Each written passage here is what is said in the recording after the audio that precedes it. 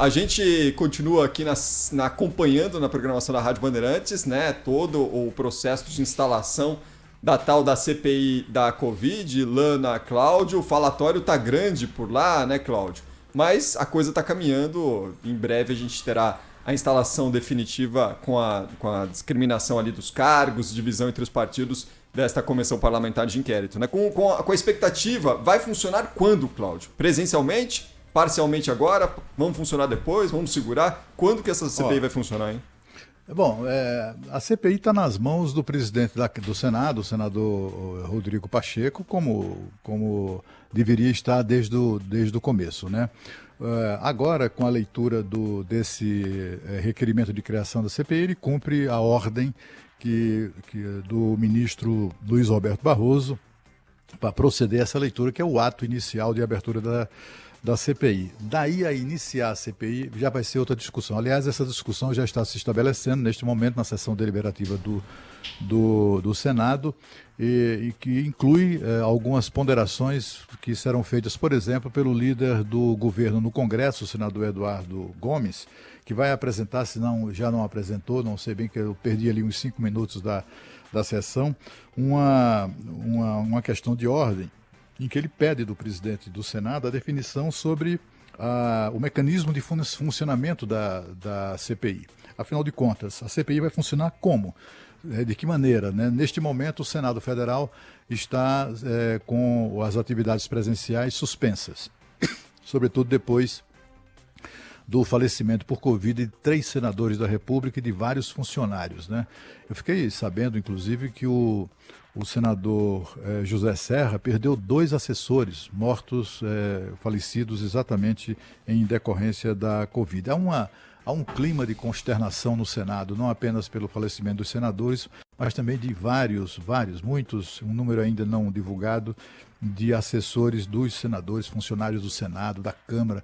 Na Câmara, o último levantamento que eu fiz há 3, 4 semanas atrás, indicava já 22 pessoas mortas, 22 assessores mortos por Covid. Então a situação lá é de fato muito, muito séria. Então, bom, primeiro tem isso, tá? O Senado está com as atividades presenciais suspensas. O presidente do Senado já declarou que não permitiria a realização de CPI remota. Ele considera que CPI é algo muito sério para ser tratado dessa maneira, tem que ser alguma coisa, tem que ser presencial.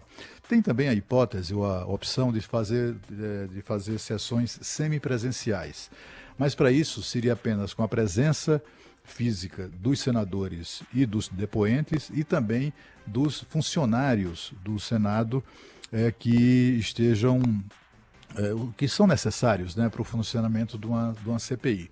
Todos eles, senadores, depoentes e funcionários, têm que estar vacinados e também não podem fazer parte do grupo de risco daqueles que estão, enfim, aquele grupo de risco, dos grupos de risco que são definidos pelo Ministério da Saúde. Então, assim, na prática, acaba ficando uma coisa meio capenga. Quais dos senadores preenchem todos esses requisitos? Já foram vacinados, não são do grupo de risco, não têm comorbidades, quer dizer, é uma série de dificuldades que aconselham, digamos assim, ou aconselhariam a instalação dessa CPI depois. Já está uma proposta apresentada agora há poucos minutos por um dos senadores, exatamente para que a CPI seja instalada somente em outubro. A alegação é de que os fatos não mudarão, já terão ocorridos e, portanto, deixaria essa investigação para um momento em que o país tivesse melhores, o Senado propriamente dito, tivesse melhores condições de apurar. Na questão de ordem que eu li do senador Eduardo Gomes, ele não faz nenhum, embora seja líder do governo, ele não faz nenhuma alegação contrária à CPI, nenhuma. Ele apenas questiona o presidente do Senado, para o presidente do Senado definir, afinal de contas, qual será o modus operandi da CPI. Numa questão de ordem, o presidente do Senado tem que responder. Ele pode até não responder hoje, ele pode até examinar, pensar melhor sobre o assunto e tal. Como esta questão de ordem, há inúmeras outras. Há, inclusive, questões de ordem dos autores da CPI para que a CPI seja instalada imediatamente. há um prazo ali de 10 dias para que os partidos indiquem os integrantes da CPI. É possível, sobretudo aqueles que têm interesse na CPI, que essa indicação se faça logo, né, dos senadores titulares e suplentes da CPI. Mas aqueles que são contrários podem não indicar, por exemplo, né? Pode ficar empurrando isso com a barriga, etc. e tal. Pelo regimento, o presidente do Senado tem poder de, se o líder do partido não indicar, ele próprio indica membros daquele partido para fazer parte da CPI. Enfim, é uma coisa que está começando. Eu acho que a CPI será inevitável, sem dúvida nenhuma. Tem uma discussão sobre se a CPI pode ou não pode investigar prefeitos e governadores. E é uma discussão meio boba, porque, afinal de contas, trata-se de recurso público federal, da suspeita de desvio, de roubo de recursos públicos federais, né? Seria, no mínimo, uma coisa engraçada de se ver a situação em que o Tribunal de Contas da União, que é um órgão de assessoramento do Poder Legislativo, ter poder de investigar governador e prefeito, e o chefe do TCU, que é o Senado Federal, né? Porque o TCU, apesar do nome, tribunal, não sei o que, não é do judiciário, é um órgão de assessoramento. Tem esse nome, mas é um órgão de assessoramento do Poder Legislativo.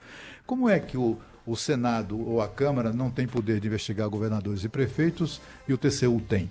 Como é que o Parlamento não pode investigar e a CGU, que é um órgão do Poder Executivo, investiga aí todo dia, à vontade, prefeitos e governadores, promove até operações conjuntas com a Polícia Federal, o Ministério Público Federal, etc, etc.